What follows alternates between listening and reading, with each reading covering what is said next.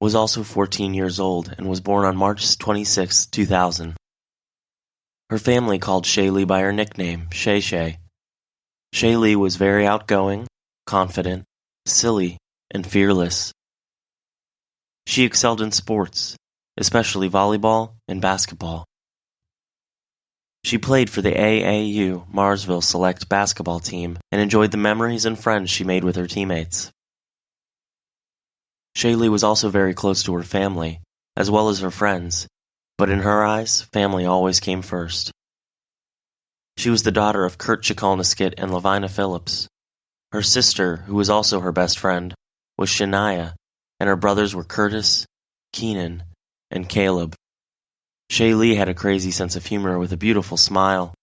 Her family will always hold Shaylee's smile close, as she was known for leaving selfies on the phones of her friends and family. Gia Christine Soriano was born just a few days after Shaylee on March 31, 2000, making her also 14 years old. She was very gentle and loving. Gia had a huge passion for animals and wanted to be a veterinarian someday. She was friendly to everyone, but also soft-spoken. Her parents are Susan and Brian Soriano, and she had a little brother named Anthony who was 10 years old at the time. After Gia's murder, a bench was installed in her honor at a Legion Memorial Park in Everest, Washington. The park overlooks Port Gardner Bay and is located just 100 feet from her grandparents' home. This creates a place of serenity Gia's friends and family go to in order to reminisce about all the great memories and times they've had. Andrew Freiberg was the only victim that was 15 years old. He was born on August 10, 1999. As mentioned earlier in the episode, Andrew was also Jeremy's cousin, and was the only victim that was shot twice. Andrew fought for his life for 2 weeks after the shooting. He was the first boy born into a family that was full of girls. Andrew was known for always smiling and being very outgoing. While he seemed to be everybody's friend, he was also known for being very protective of his family. Andrew was a natural athlete. Sports just came easily to him. While in high school, he played football and wrestled. He enjoyed riding four-wheelers, hanging out with friends, and spending time on the water. Coming from such a large family, Andrew always looked forward to a large family dinner. His mom was Laheen Freiberg, and his father, Leroy Freiberg, had passed away prior to the death of Andrew. His sisters were Tawny, Kia, Tasha, Josephine, Lila, and Brandy. He had one little brother named Cameron. Andrew was an uncle, brother, and a son, and his entire family misses him tremendously.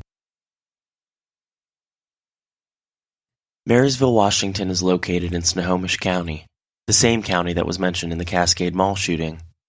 Marysville is located about 35 miles north of Seattle, and is the second largest city in Snohomish County, just behind Everett, Washington. Marysville's population is just over 60,000, and was named the fastest-growing city in Washington state.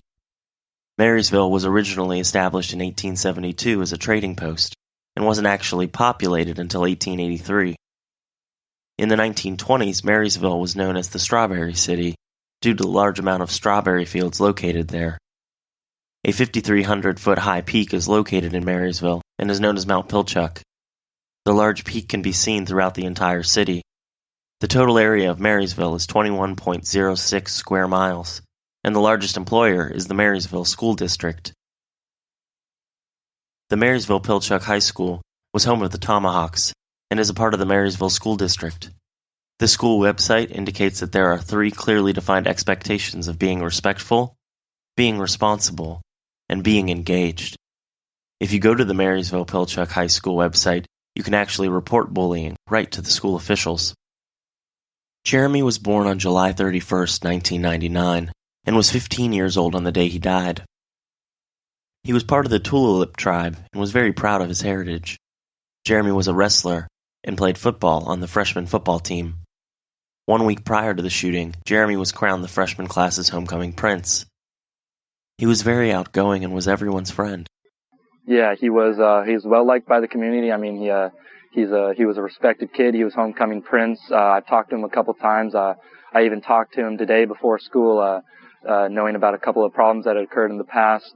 I just talked to him, said, if there's anything you need, I'll be here for you.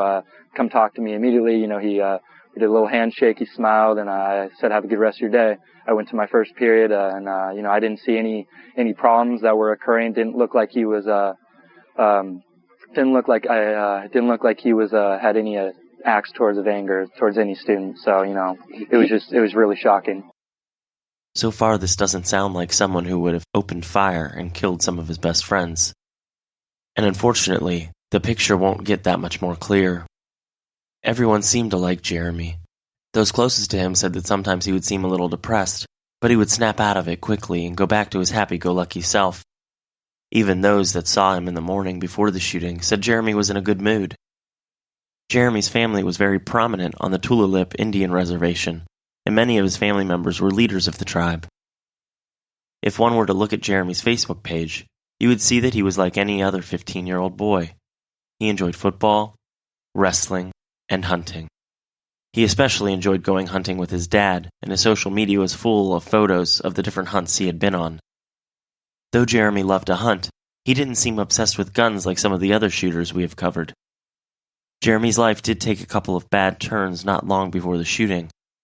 He had gotten into a fight with another student on the football team.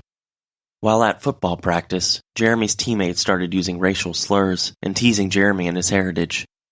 Jeremy didn't take kindly to this and grabbed the teammate's shoulder pads and punched him in the face, breaking his nose.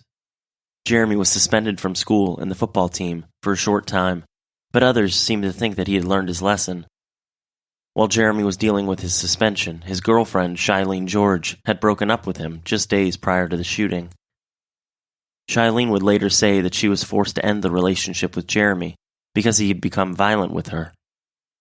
Shailene didn't elaborate on the violence that Jeremy had done towards her, but Jeremy didn't take the breakup very well at all. Shailene went to a different school than Jeremy, and he was constantly calling and texting her. He would leave messages saying he was sorry and was acting very apologetic, while other times his anger would come through, and he would leave very angry messages. He was upset and confused as to why the relationship ended. Sometimes, when Shailene would respond to his messages and phone calls, Jeremy would make threats that he was going to kill himself, then laugh to say he was just kidding. Shailene didn't take the threats too seriously, until the morning of the shooting, when Jeremy sent her a photo of a handgun. Shailene immediately texted Jeremy's dad and reported what Jeremy had sent to her. She still cared about him and wanted to make sure he didn't do anything stupid. Unfortunately, it was too late. By the time Shailene had received the text message and contacted Jeremy's father, the shooting had already occurred. As mentioned earlier, Jeremy was very proud of his Tulalip tribe heritage. He had posted photos on his social media of him dressed in tribal dress. In addition to the photos, Jeremy posted videos of himself singing canoe and powwow songs. After combing through Jeremy's social media pages, investigators noticed that his Twitter feed had changed dramatically. Right around the time he had gotten into a fight with his football teammate, and when Shailene ended their relationship, his tweets got to be much darker and depressive, and he began using a lot more profanity than he usually would have used. Jeremy's final tweet read, "It won't last. It'll never last." I honestly think that, if he wanted to do something to himself, he didn't want to go by himself. He wanted all his friends to go down with him. Not only was Jeremy's family mourning the loss of their son, they also had their own legal troubles to deal with. Right after the shooting, his family received endless threats. The threats got to be so bad they ended up leaving their home and staying with a friend. On March 31st, 2015, Jeremy's father was arrested for purchasing 5 guns, including the murder weapon, illegally. Jeremy was able to retrieve the murder weapon from his father's pickup truck. The gun was kept in the console of the vehicle. The guns were bought from a Cabela's store between January 2013 and July 2014. In order to be able to purchase the firearms, his father lied on a background check. In 2002, his father's girlfriend at the time filed a permanent protection order, banning him from having any contact with her, as well as banning him from the privilege of owning firearms. He even had violated the personal protection order in September 2012. Jeremy's father was found guilty of knowingly owning firearms that he legally could not possess, and on January 11, 2016, he was sentenced to 2 years in prison. Classes at Marysville-Pilchuck High School were canceled the following week, as well as a high school football game. The game was supposed to be played for the district title in the football playoffs. The school willingly forfeited the game and respectfully accepted second place. The teams in the area all wore the MPHS school colors of red and white throughout the playoffs. On November 3, 2014, the school reopened. At the reopening, the school had 15 counselors there to help anyone who may have needed to talk. On October 30, 2014, a memorial service was held at the Don Hatch Youth Center on the Tulalip Reservation. The service was for both the shooter as well as the victims, and about 1,000 people attended. The ceremony lasted more than 5 hours, and the mourners wore armbands in memory of the victims and the shooter. The shooter was in a simple pine box, draped with a tribal blanket and adorned with antlers. The school's football team was invited to meet the Seattle Seahawks, and was even invited to their practice facility. It was really nice for our kids to come down here, and I really want to thank the Seahawks for inviting us down here. It was really special for our kids to just be around, Pete Carroll and some of the other guys. A lot of the victims' families were outraged as they felt the shooter was remembered and mourned just as much as their victims. The Tulalip tribe released a statement stating they were supporting Jeremy's family, and that it didn't mean they condoned the shooter's actions by any means.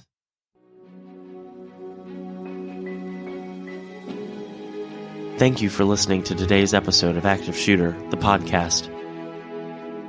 Remember, if you see something, say something. There's no telling how many lives you may be saving. Active shooter, reports of an active shooter, active shooter. Active shooter of mass casualty incidents. Make sure to check us out on social media. We have a discussion group on Facebook. Just search for Active Shooter, the podcast discussion group. You can also find us on Instagram at Active the Podcast and Twitter at Podcast Active. For just $1 a month, you can get access to ad-free episodes, early release episodes when available, and a shout-out on the show. Just go to patreon.com/Active the Podcast. Thank you, and be safe.